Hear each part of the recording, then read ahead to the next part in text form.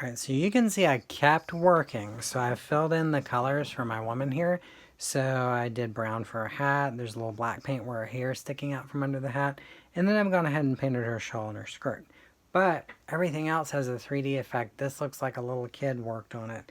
So I need to go back in. Um, I can use darker colors or I could use more of a color. In this case, the red's kind of dark. So I'm probably going to need to use black to actually put on the shadows on that. So I'm going to have some lines going over those pencil lines that I had originally. And then underneath the shawl, that would have a shadow too.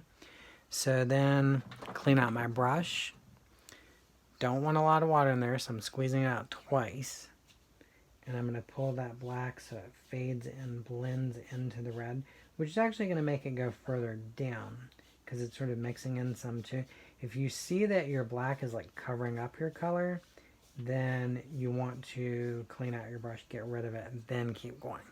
So I'm going to do the same effect on the shawl.